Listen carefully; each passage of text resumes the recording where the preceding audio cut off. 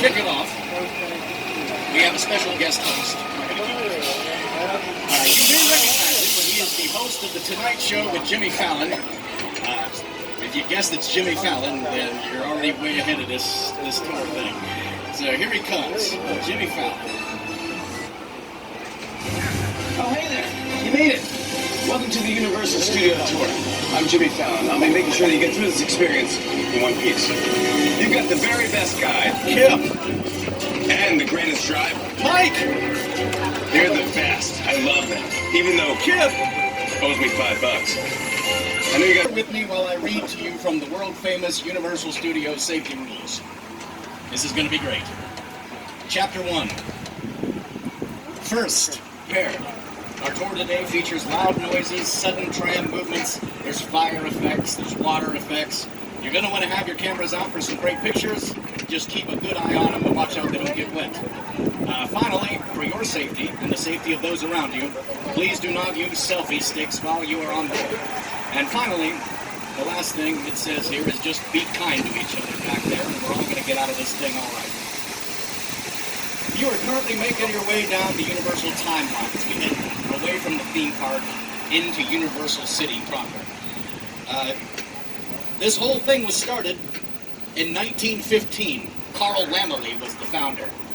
Came to America from Germany, and he started the Universal Film Manufacturing Company back in 1912. And each one of these posters that you're passing is a highlight from each year of Universal movie making. They've made over 8,000 movies now. 10 of these are Best Picture Award winners, the 10th one being Green Book just this past year. And the first part of the studio we're going to explore today is the front lot. This is where we have all our production buildings and sound stages.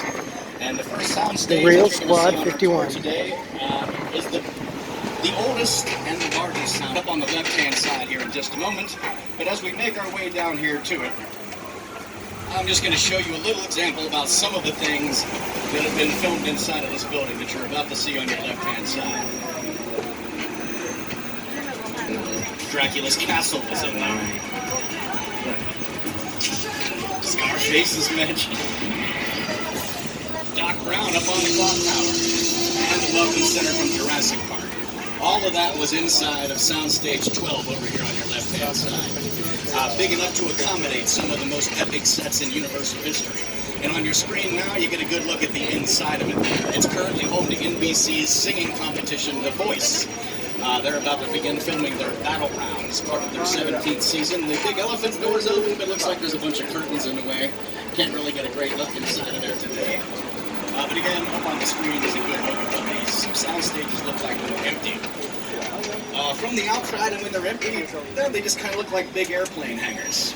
But these are the essential buildings for almost all filmmaking. Just about everything that you see on television or in a movie that takes place indoors is normally filmed inside of a sound stage. They're about 98% soundproof, and you can see to your left side inside of this one here, it's that Insta-quilt, white quilting that they've got on the walls inside to keep it soundproof. But since sound and light are the two most essential elements in filmmaking, that makes these the ideal filmmaking environments. The two coming up just ahead of us, 17 and 16, that is where they film NBC's comedy Superstore.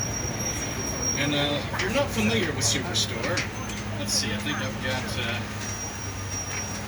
just a little bit of it to give you an idea about what's inside of this stage on the left over here. Yeah, you know, the heat. Might capture a good look at the store here. If your face stays where it is, it's going to get pushed. Whose name is worth... Oh, there it was. Start that thing again. Superstore. The show takes place inside of a fictional megastore called Cloud9, and that entire store takes up both of those sound stages over on your left-hand side right now. And since every episode of Superstore takes place in that store, that set is there all the time. It's what you call a fixed set. It never goes anywhere. All the other sound stages you're going to see today have things going in and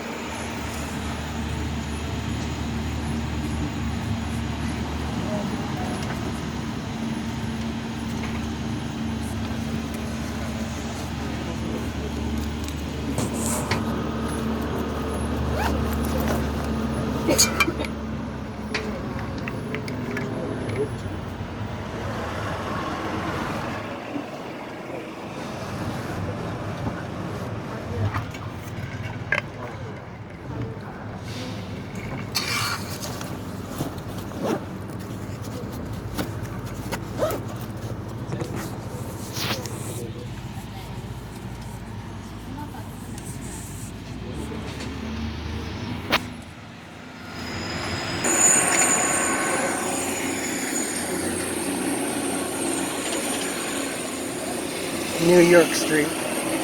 There's where they filmed the Transformers, The Sting, a lot of other good movies.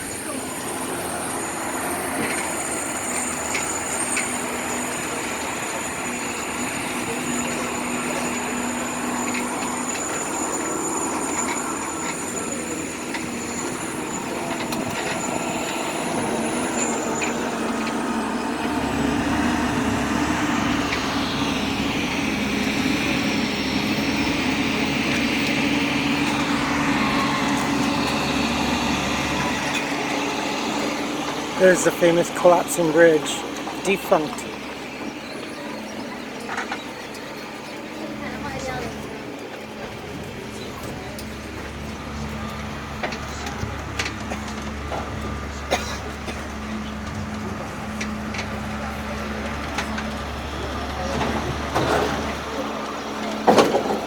Oh, jeez.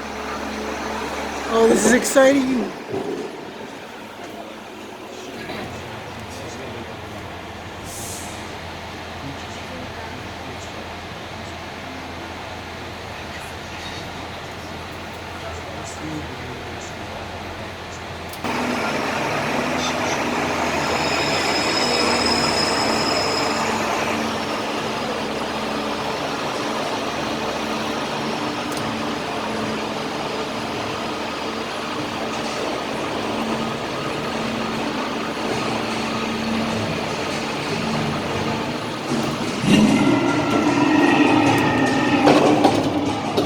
Okay, glasses on, everybody. We're back to Star Island.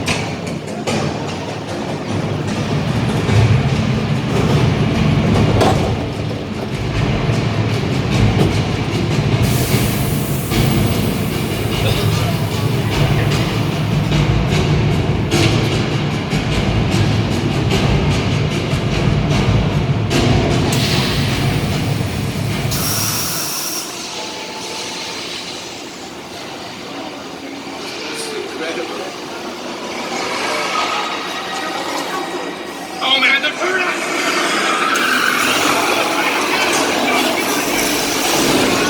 Oh!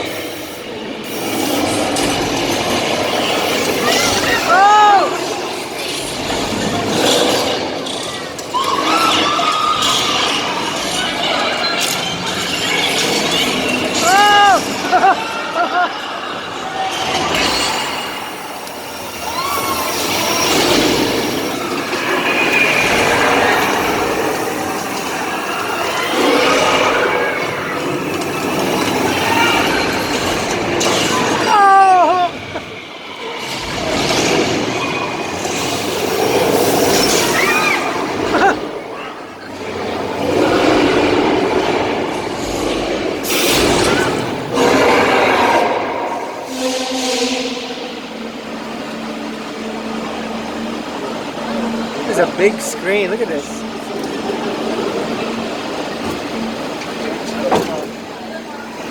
This is not a very lively crowd. This is great.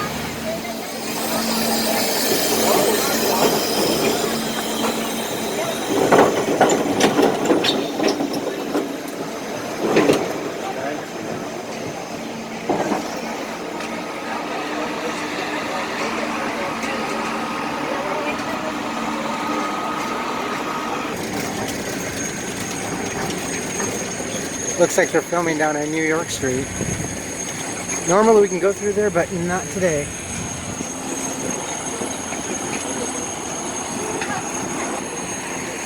Like I was saying, that's the old collapsing bridge. It's been in the $6 Million Man and the Bionic Woman and a whole bunch of other movies. Unfortunately, it stopped because it was just old.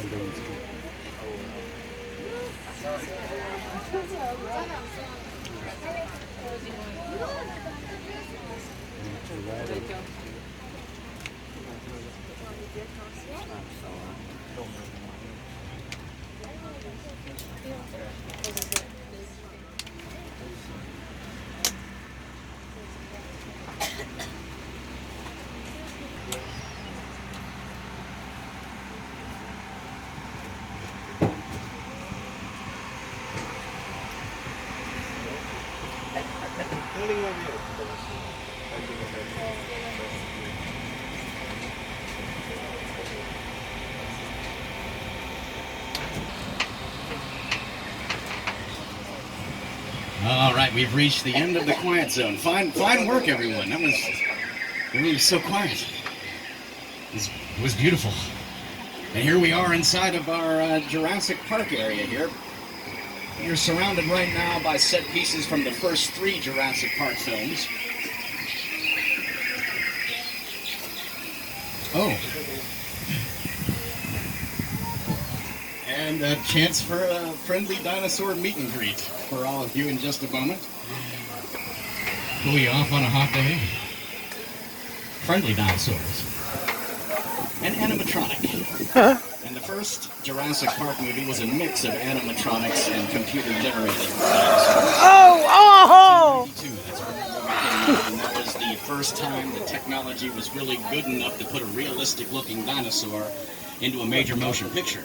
And that marked the beginning of the digital age, the end of the old technology, the animatronics, the puppetry, the stop motion, and the beginning of computer animation and computer-generated images in just about everything we watch nowadays. But Jurassic Park was sort of the beginning of the new age of all that. And another thing Jurassic Park used really well was weather. Anytime you saw a T-Rex on screen, it was usually dark and raining outside. And that helped add to the suspense of the moment. And as we roll down here into the Old Mexico portion of our backlot, we'll do a little weather demonstration for you. I wish it would rain today. It's kind of hot. But even if it was supposed to rain, there's never a guarantee it's going to rain exactly when you need it to start filming. So all productions have to make their own rain. All you need is a big enough sprinkler system that you set up just outside of the view of the camera. Turn it on, and you got your rain. Pretty simple. And if it's sunny and raining, maybe you're in a comedy or a romance. And if it's dark and raining, maybe you're in a horror movie or a thriller. Real rain's nice, but it's usually not big enough to show up on camera, so movie rain's usually twice the size of real rain. And if we leave these sprinklers running too long, you gotta start to wonder, where's all that water go?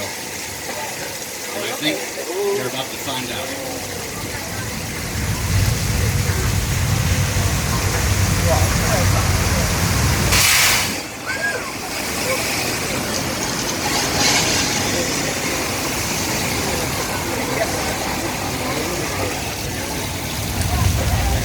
That flash flood effect's been used in several productions over the years, including the movie Big Fat Liar, starring Frankie Muniz and Paul Giamatti, and Lady Gaga filmed a music video in there for her song Judas. She stands in the middle of the flood as it washes around there. Three Amigos was also filmed here with Steve Martin. She also filmed a lot of it over here in the Old Mexico Town Square that you're going to see on the left side next.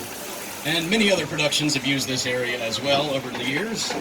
Comedies like The Three Amigos and Nacho Libre, and action movies like Indiana Jones and the Kingdom of the Crystal Skull, just to name a few of the ones that have used the town square. And we're going to leave Old Mexico behind and head down into 6 Points, Texas next. And you get a look at our Old West sets.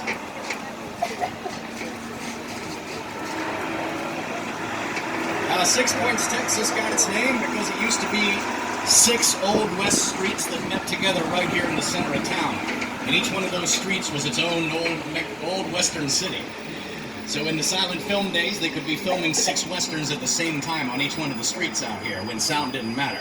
And the first year of production here in 1915, they made almost 200 Westerns. Of course, movies were only about 20 minutes long back then, so you could crank them out a lot faster. But some of the greatest Western stars of all time have walked these sidewalks. John Wayne, Jimmy Stewart, Clint Eastwood, Gary Cooper. And the most recent film to use these sets is Quentin Tarantino's newest movie, Once Upon a Time in Hollywood. That comes out July 26th, which is like 2 days from now, I think, right?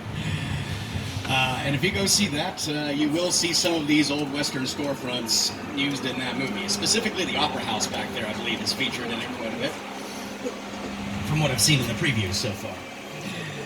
All right, we're about halfway through the tour now, everybody, so just a quick safety reminder. Remember, stay in those seats, pull that red cord if you need it. But so far, everyone's been super safe, so fine work. Keep it up. And now here, if you look to the left, you're going to see a little body of water on your left side next. That's Park Lake. And Park Lake goes back at least as far as 1936. They filmed the movie Showboat on Park Lake. Then in 1954, that was the Amazon River for the creature from the Black Lagoon.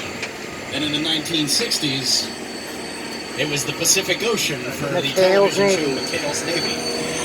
It was also the Red Sea for the studio tour. The lake would part and the tram would drive through it. So Park Lake has been many different bodies of water over the years. Sometimes it gets the nickname of Hollywood's Ocean. What we're going to see on the left side now, another portion of the old Western sets known as Denver Street. If you look straight down it to the left side, you'll see into the production area where they make the talk show Home and Family down there. That's what films in the house at the end of the street. There's the old runaway train from the 1970s. To Amity Island. And if you're a fan of the movie Jaws, you'll know exactly what that means. Jaws filmed entirely on location in Martha's Vineyard and on the Atlantic Ocean, but we have recreated Amity Island over here on your right-hand side, coming up next, as a tribute to that classic movie Jaws. Jaws, the movie, came out in 1975, and this Jaws Lake has been here since 1976 as a tribute to the film, and it looks like there's a shark out there right now. How lucky are we to see this majestic creature in its natural habitat? Where'd the fisherman go? Oh, there he is. There's a diver out there, too. He must be there to study the shark.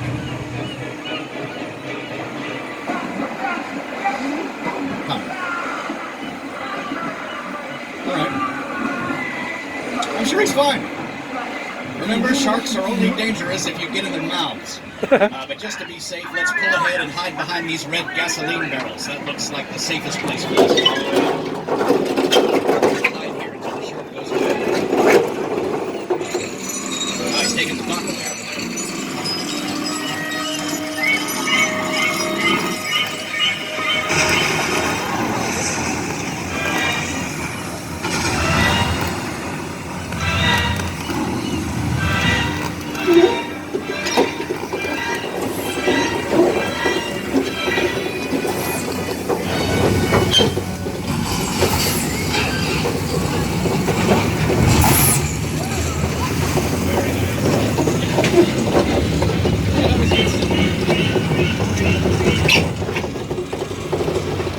The real shark from Jaws was named Bruce. Steven Spielberg named it after his lawyer. And if you've seen Pixar's movie Finding Nemo, the shark in that movie is also named Bruce. It's a tribute to the shark from Jaws. Steven Spielberg tested out the shark before they began filming. He tested it here on Soundstage 21, where they filmed Superstore now in the summer when they're on the tour. And when he tested it out on the soundstage, it worked great. But as soon as they dropped that shark in the Atlantic Ocean, it did not work very well at all. This caused numerous problems for the production. It slowed things down, and they had to cut some of the shark scenes from the movie, but all that turned out to be great for it in the long run. Instead of seeing the shark all the time, you would just hear the Jaws music start to play, or you'd see people's feet in the water while they were swimming, or see the camera from the shark's point of view. So you never knew where the shark was until it was too late. And that turned out to be way scarier than seeing the shark all the time. Nowadays, it's all about how many sharks you can pack into a tornado. But back then, it was about the suspense, and that's what made Jaws a great movie. And because of all the delays, it was supposed to come out at Christmas, but instead it came out in the summertime, and that turned out to be the perfect time to release Jaws. It became the first summer blockbuster of all time, and it gave creative freedom to Steven Spielberg for the rest of his career to make just about anything he wanted to. So if you haven't seen Jaws, go see Jaws. Unless you're going on a beach vacation or something soon, then do not see Jaws. Wait till you come home. It is still pretty scary. This house was built in 1982 for a Burt Reynolds and Dolly Parton movie. But it's been featured in episodes of Quantum Leap, The Ghost Whisperer, Murder, She Wrote, and many others over the decades. This one's what you call a practical set. You can film on the inside of it and the outside. Unlike the facades, which mostly make up the back lot, kind of like the one you'll see directly behind the chicken ranch there. And if you look to the left really quick, you'll see a glimpse of the suburban neighborhood here. That is Colonial Street. It was also known as Wisteria Lane for the Desperate Housewives television show for 8 seasons. They're filming a new television show. The Munsters, right the now, Burbs. a new Mindy Kaling project that she's been working on, which is why we can't drive down it today. So the Desperate Housewives were out there in the early 2000s. Casper the Friendly Ghost was there in the 90s. Tom Hanks lived out there in the Burbs in the 80s. In the 70s, it was the Hardy Boys. The 60s, the Munsters. All the way back to the 1950s with Jimmy Stewart in the movie Harvey. So that little suburban neighborhood has been around part of the backlot at least since the 1950s. Now you're on Wilderness Road. Even this wilderness area does get some filming done on it. The most recent production to use this area was Netflix's movie Bird Box, starring Sandra Bullock. They did some of their campsite scenes in this wooded area to your left. And if you're a fan of the television show 911, they had an episode with a flipped-over limousine that was hanging off the edge of the hill we passed on the right. So we've got the city, the suburbs, and the woods, but sometimes you need to film in a location that doesn't exist at all in the real world, and you have to create the entire world from scratch. And here's an example of that on your right with what's left of Whoville. This is from How the Grinch Stole Christmas, directed by Ron Howard, starring Jim Carrey as the Grinch. This is just a little piece of Whoville. It took up 11 sound stages when they were filming this movie here. And it's mostly made out of styrofoam. Normally, the sets only live as long as a production needs them. Then they get recycled for something new, or they go into storage. Or sometimes, if there's reason to believe they will be historically significant, they are preserved. And the set you're going to see on the right next is one of the oldest and most iconic still standing in Hollywood. You'll see the Bates Motel, and up on the hill behind it, the Bates House. This was the setting of Alfred Hitchcock's 1960 thriller Psycho. Alfred Hitchcock was mainly known as a master of suspense due to movies like Psycho and The Birds and North by Northwest, Rear Window, and many, many others. But he was really just a master filmmaker in general. There's not a good director working today that wasn't influenced by Alfred Hitchcock in some way or another. He did Psycho in black and white, and when he sent it out to be approved by the censors, they sent it back to him and told him that he needed to make a lot of changes in his first cut of Psycho. For a lot of reasons. There was blood, there was a scene of a toilet flushing, and no one had ever done that on screen before. They had lots of examples of things he needed to change. But 2 weeks later, he sent it back with no changes, and they approved it, so everything seemed fine. Here's a closer look at the Bates house on your left. And we're going to go now from the classic to the colossal, and you'll get a look at the crash site set from Steven Spielberg's 2005 movie, War of the Worlds. That is a real airplane, a retired 747 that they bought just for the scene. And to tell you more about it, here is production designer Rick Carter and Steven Spielberg.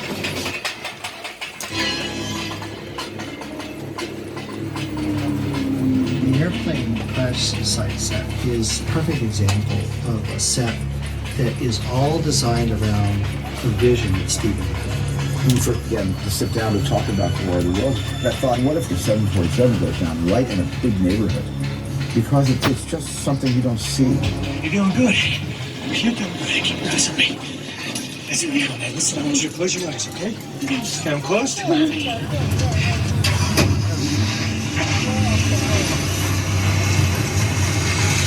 Robbie, get in. Get in.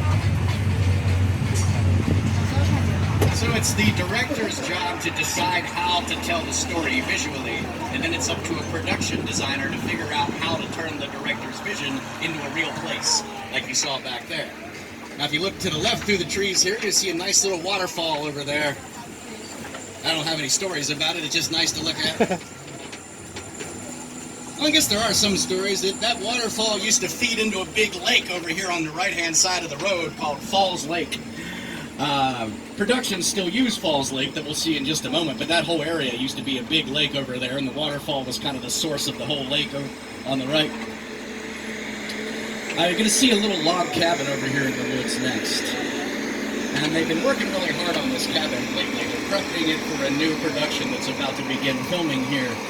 It's a super big secret, though. I can't tell you what it is.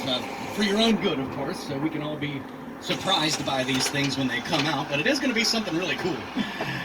The cabin itself was built for a 1988 comedy called The Great Outdoors, starring John Candy and Dan Aykroyd, which is still a fantastic comedy if you ever have a chance to check it out. I would argue that most of John Candy movies have aged pretty well. And all the plant life you see here, that would be the job of the greens department to bring out all the different varieties of plant life that they'll need to establish whatever location that this is supposed to be set in now. Skin tone or as a part of somebody's costume that's on the set that day. Because again, the computer just singles out that single color and then replaces it. And Tom Hanks had been out there a couple of times in the past for Apollo 13 and Sully. And Jim Carrey's been out there twice too for Bruce Almighty. And I don't know if a lot of you remember the movie The Truman Show that Jim Carrey made, but at the end of The Truman Show he tries to sail away in a boat and he runs into a wall, and that wall was the wall that you see over there in Falls Lake.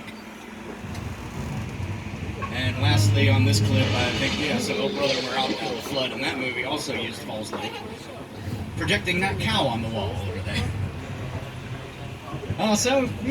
But next is our chance to be a part of a real Hollywood action scene ourselves. Got a lot of work to do. They're making a 9th one as we speak, and there's a spin-off, Hobbs and Shaw, it's going to be in theaters on August 2nd, I think, so that's coming out really soon too. If you've never seen one, this will definitely give you a feel for the Fast and Furious franchise.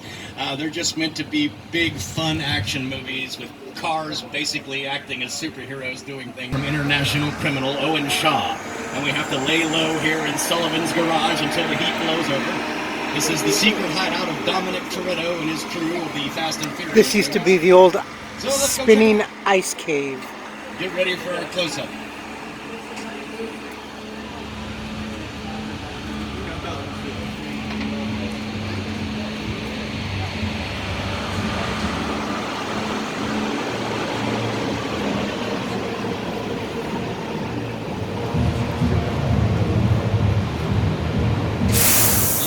Sullivan's garage, and here is some of the Fast and Furious cast to tell you a little bit more about it.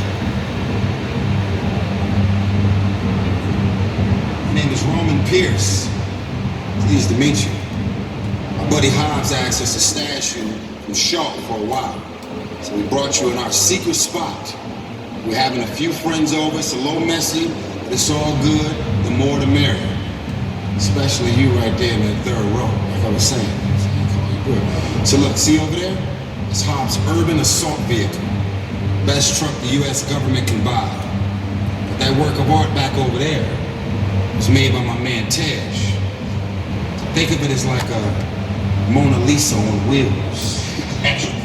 So did you break it down to them? What's that? You had one job to do, Roman, one. Alright, look guys, we're gonna keep Shaw from finding you, but to keep you safe, we need your help. We don't want the syndicate tracking us here, so put away your cameras and turn off your cell phones. One flash or one ringtone could give us away. I need y'all to take this real serious. Okay, pull into the next bay and we'll meet you in there. Okay. That sounds good. I'm willing to take this real serious. You guys are? Heading in just a moment. Sounds like a big dance party going on.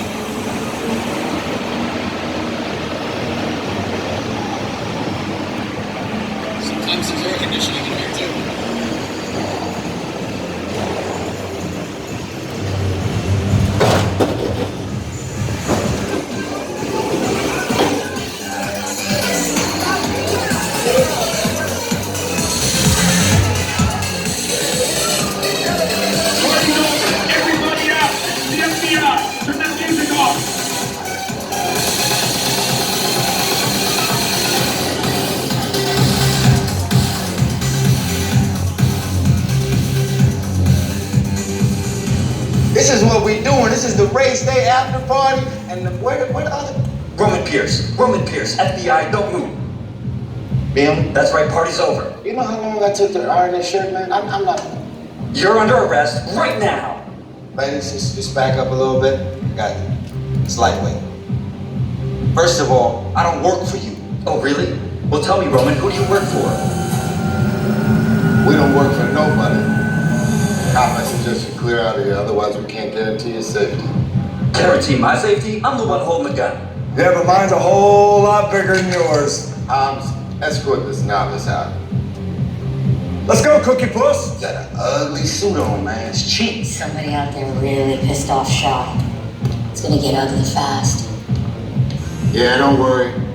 Lucky for you, our whole family will protect you. Are you kidding me, Gorman? You didn't shut off your phone, bro? I gotta call you back. I'm in the middle of See what I'm talking about? Call you back. Man. It was on vibrate.